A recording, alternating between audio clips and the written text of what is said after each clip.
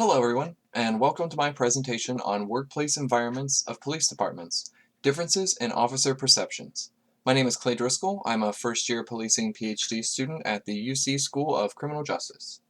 Prior literature has suggested that more skilled officers are associated with a more positive impact within the department. For example, a 2002 piece from Terrell and Mastrosky found that officers with more years within a department are less likely to use force on suspects when compared to their less experienced counterparts. Therefore, maintaining a department of skilled veterans can be instrumental in reducing unnecessary uses of force and improving police community relations. Following this train of thought, maintaining a positive views of one's work climate should also be associated with lower turnover rates and therefore a larger number of experienced officers on the force.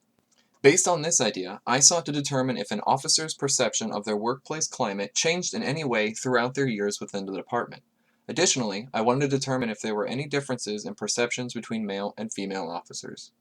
The data that I used for this study is based off of a survey that was administered to a little more than 1,000 officers that were employed in a single Northeastern police department.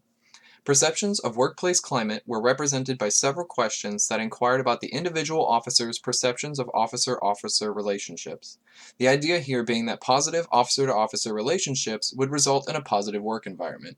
The survey questions I used covered topics including the officer's perceived cooperation between units, trust in one's specific partner, and whether or not they perceived that they were criticized more than their peers.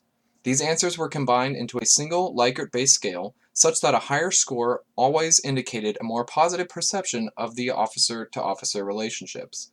I then regressed these perception scores against the number of years that the officer had been within the department, controlling for the officer's position within the department, as well as their age and race.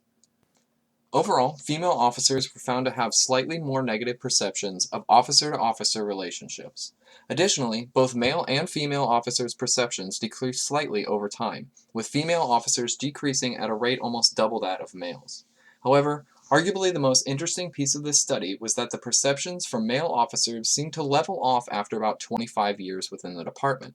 Conversely, the perceptions for the more experienced female officers increased its rate of depreciation, beginning a steady decline after about 15 years with the department.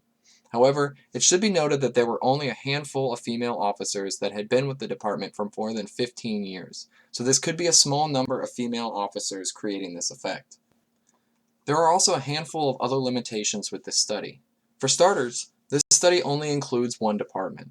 Additionally, although the survey was issued anonymously, it was issued internally by the department, which could skew responses. Lastly, the data set that this study relies on is relatively dated, with the survey being administered between 1997 and 1999. This limits the study's generalizability to other, more modern departments.